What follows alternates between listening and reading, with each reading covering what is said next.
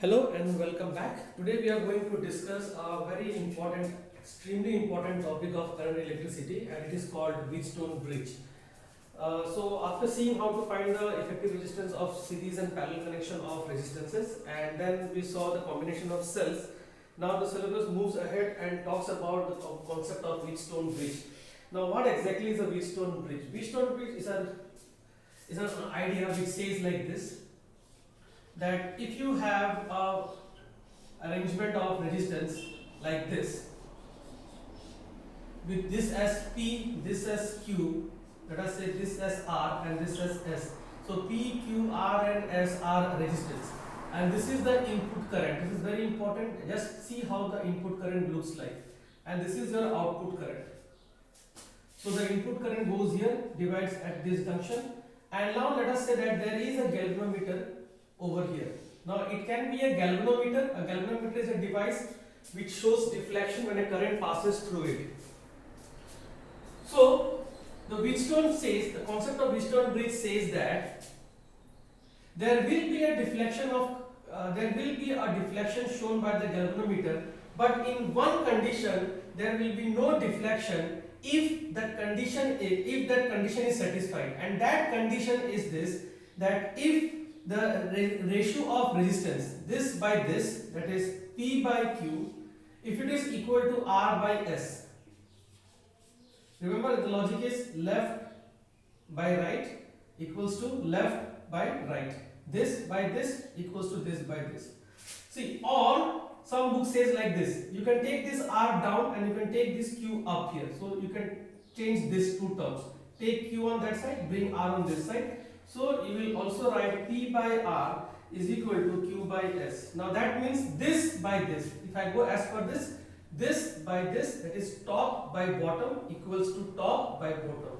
So both are same basically. So if the ratio of this by this is equal to this by this, then in that condition no current flows through this galvanometer. Now if or you can say that if the galvanometer is not showing any deflection, that means no current is flowing, and that means that if I consider this point as point A and this point as point B, so this means that point A and point B are at same potential.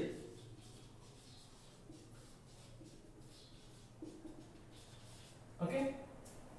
Because current cannot flow between two same potential if there is a galvanometer between them.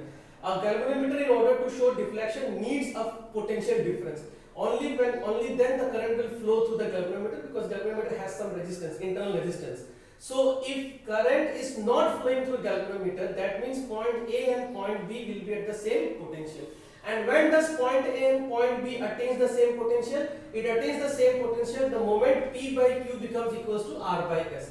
If this condition is not satisfied, then the galvanometer will show some deflection. But if this condition is satisfied, galvanometer will not show any deflection. And when it does not show any deflection, then in that case the circuit is called Wheatstone bridge. Okay. So what exactly is Wheatstone bridge? I will sum up again. Wheatstone bridge is an arrangement of this resistance where P by Q is equal to R by S. If this happens, no current flows to the galvanometer. Okay. Even if you replace galvanometer with another resistance also, still that resistance will not have any current. That I will discuss at the end. Now we are going to prove it, that whether this is correct or not. So what we are going to do now, we are going to do like this. We are going to assume that A and B have the same potential, and we are going to say that no current is flowing through this galvanometer. With this two, I am going to prove that these two things are true only when P by Q is equal to R by S. So we are going to prove this. And what tools we are using to prove this? We are going to use two tools. We are assuming that A and B have the same potential, hence no current flows through this. So let's start here. So let us say this current is I1 and this current is I2. Now when this current I1 goes over here, it is not supposed to go in this direction. That means the entire current will pass to Q. Okay? And when this I2 goes over here, the entire current will pass to S, because it is not supposed to go in this direction. So this will also be I2. So I1 goes like this and I2 goes like this. Let us name this point as point C and point D. Now, if I consider this resistance P, then what is the potential difference across this resistance P? The potential difference is Vc minus Va. That is, this point has a potential of Vc and this point has a potential of Va. And Vc minus Va is the potential difference for the resistance P. And as for Ohm's law, I can write this one as I1 times of P. V is equal to IR. What is V? Potential difference. What is the potential difference? High minus low, Vc minus Va is equal to I1 times of P. Okay.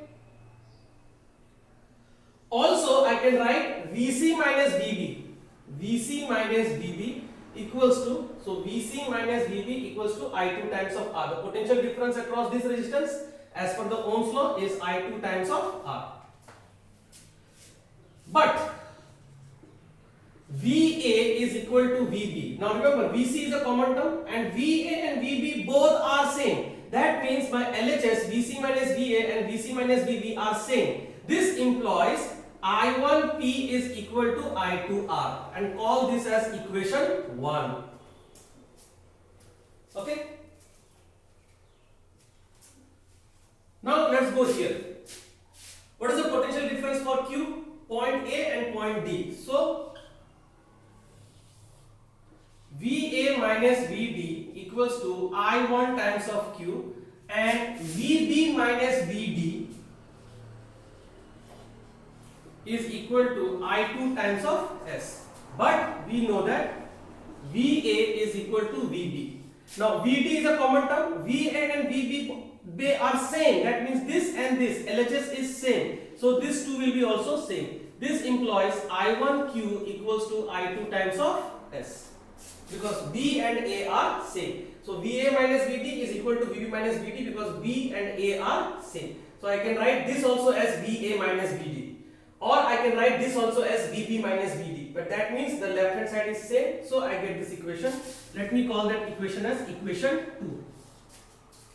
Next step, 1 divided by 2. So what is first equation? I1P divided by, what is the first term over here on RHS or left hand side? I1Q equals to, what is this term over here? I2R divided by I2S.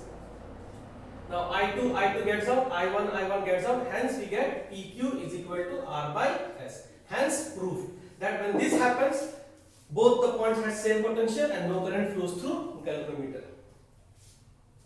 And from this you can also prove, this also implies, take R on this side, Q on this side, so you will get P by R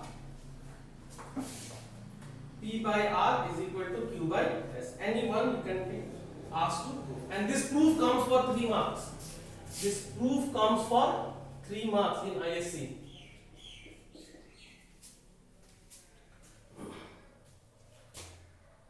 There is one more way to prove this. It is called the alternate method. So this is one method. That's method 1. I suggest everyone to prepare this method. But there is one more method over here. So let me rub this part. No need to rub the circuit.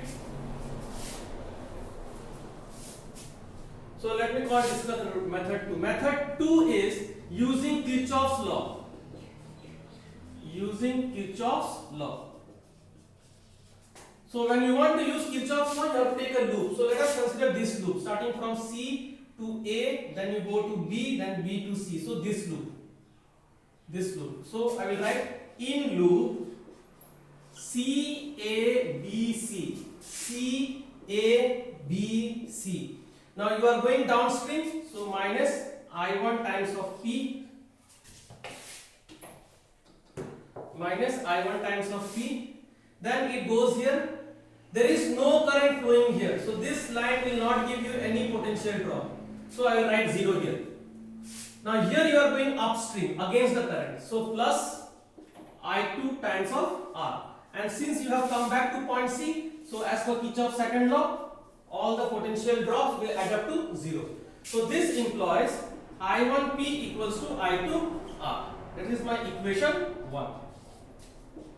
In loop, now consider this loop A, D, B, A. A, D, B, A. That is this one. A to D, D to B, and then B to A. Now you are going downstream, so minus I1 times of Q Here you are going upstream against the current, so plus I2 times of S, and then no potential drop here, so plus 0, and you have come back to point A, so the net must be equal to 0, and this implies I1Q is equal to I2S. This is my equation 2. And then same thing, 1 divided by 2. So I1P by I1Q equals to I2R by I2S. And you get this. Okay, so this is method 2. Prepare both are easy method. Now I will show you how to find the effective resistance, because my next class will be on the various types of Wheatstone bridge in which we are supposed to find the effective resistance, and I will just give you a glimpse of how to solve those kind of questions. Next class we are going to discuss many more types of questions of Wheatstone bridge. So let us say that I have a resistance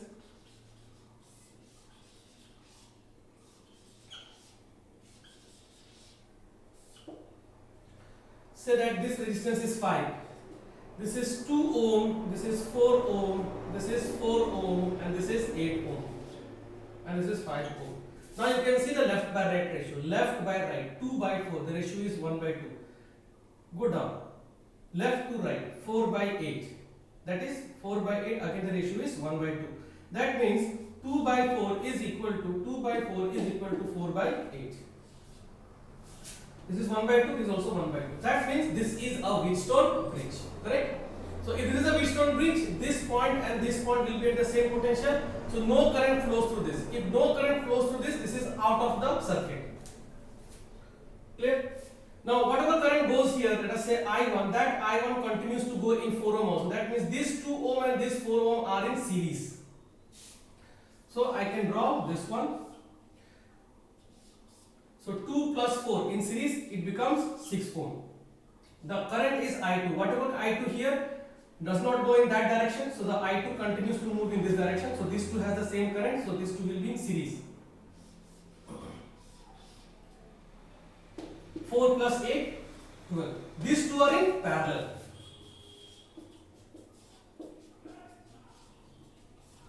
LCM is 12, 2 plus 1. So 1 by R is equal to 3 by 12. This implies R is equal to 12 by 3, and that is equal to 4 ohm. And that is your answer.